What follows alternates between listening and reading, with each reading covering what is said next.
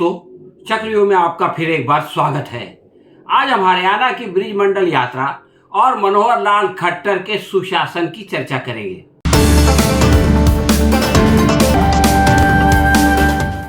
दोस्तों, हरियाणा के नूह में जो कुछ हुआ और मनोहर लाल खट्टर ने जो कुछ किया, अगर कांग्रेस के भूतपूर्व मुख्यमंत्री भूपेंद्र सिंह हुड्डा करते तो संघ परिवार आसमान सर पर उठा लेता। अब ऐसे में क्या करें कि जब वोट भी अपने और दाद भी अपने ही हो। यही है संघ परिवार की दुविधा। हरियाणा की ब्रिज मंडल यात्रा में कुल 11 लोग पुलिस की सुरक्षा में निकले और 2-4 मंदिरों में जल अभिषेक करके अपने घर लौट गए। इन सर्कस के शेरों से यह भी नहीं हुआ कि गिरफ्तारी देकर अपना रोष प्रकट करते। हालांकि पुलिस से तो कोई खतरा ही नहीं था। वो गाड़ी में बैठाकर किसी सरकारी गेस्ट हाउस में ले जाती, वहां पर बिरयानी खिलाकर अपने खर्च पर घर पहुंचा देती। लेकिन सावरकर के मानने वालों में ये साहस और हिम्मत आए भी तो कहां से आए। इन लोगों ने कभी संघर्ष ना किया है और ना करेंगे। ये शेर सरकारी पिंजरे में तो खूब दहाड़ते हैं, लेकिन पुलिस का साया उठते ही भीगी बिल्ली बन जाते हैं। अपने हिंदुत्ववादी वोटर्स की नाराजगी से बचने की खातिर खट्टर प्रशासन ने नूह बाईपास से पुलिस की 3 गाड़ियों में पटौदी आश्रम के महामंडलेश्वर स्वामी धर्मदेव और वीएचपी के लीडर आलोक कुमार राय समेत 51 लोगों को नलहरेश्वर मंदिर ले गई और जलाभिषेक भी करवाया। 31 जुलाई को वीएचपी की पिछली ब्रजमंडल यात्रा हिंसा के बाद बिखर गई थी। इसके बाद 13 अगस्त को पलवल में हिंदुत्ववादियों की महापंचायत में 28 अगस्त को नूह के नलहर मंदिर से शोभा यात्रा को फिर से शुरू करने का निर्णय लिया गया। महापंचायत में घोषणा की गई कि यात्रा के नूह में नलहर से शुरू होकर फिरोजपुर झरका के झीर और सिंगार मंदिर से गुजरेगी। इस मार्ग पर 31 जुलाई को यात्रा में हिंसा हुई थी। नूह के जिला प्रशासन ने जब दंगा भड़काने की अनुमति देने से इनकार कर दिया तो वीएचपी के स्थानिक नेता देवेंद्र सिंह ने कहा कि धार्मिक यात्रा के लिए किसी इजाजत की जरूरत नहीं है।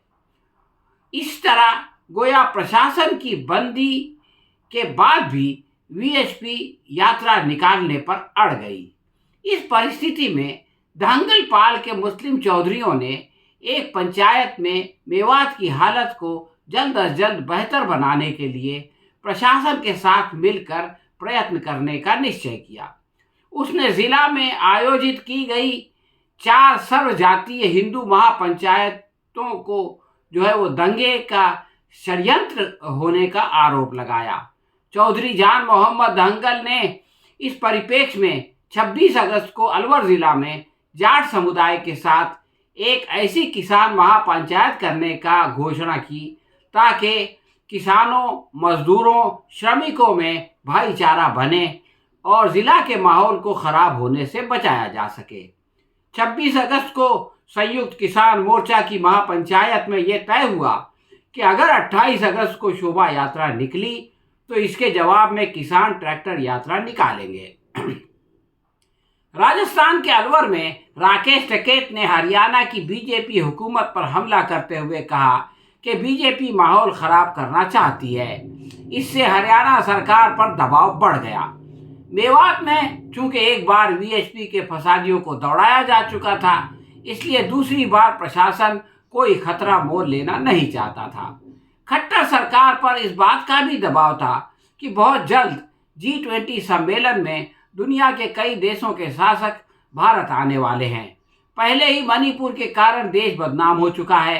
अब अगर दिल्ली की राख के नीचे हिस्सा फूट पड़ती है तो इसका फायदा उठाकर कुछ लोग आने से इनकार कर सकते हैं। इसलिए मुख्यमंत्री खट्टर ने सख्ती से कह दिया कि लोग अपने घर के पास मंदिर में जाकर जल अभिषेक कर लें। और इसी के साथ प्रशासन ने मोनू मानेसर जैसे भड़काऊ बदमाशों को भी डरा धमका कर खामोश कर दिया। राज्य सरकार ने इंटरनेट और स्कूल कॉलेज बंद करके धारा 144 लगा दी। मुख्यमंत्री ने कहा कि जलाभिषेक पर कोई रोक नहीं है, परंतु यात्रा नहीं निकालने देंगे। खट्टर के इस कड़े रुख से हिंदुत्ववादियों में फूट पड़ गई। विश्व हिंदू परिषद के कुछ लोग तो बार बार ये कहते रहे कि कुछ भी हो जाए हम जो है यात्रा निकालेंगे, परंतु इसके केंद्रीय joint secretary Shri doctor Surendra Kumar Jain ने कहा कि इस बार मेवात के हिंदू समाज ने यात्रा का निर्णय लिया है। इस कारण विश्व हिंदू परिषद मेवात से बाहर के हिंदू समाज को आमंत्रण नहीं दे रहा है। वो लोग उस दिन हर ब्लॉक में शिव मंदिर में जाकर जल अभिषेक करें। इसका मतलब यही था कि वो मेवात आने का कष्ट न करें।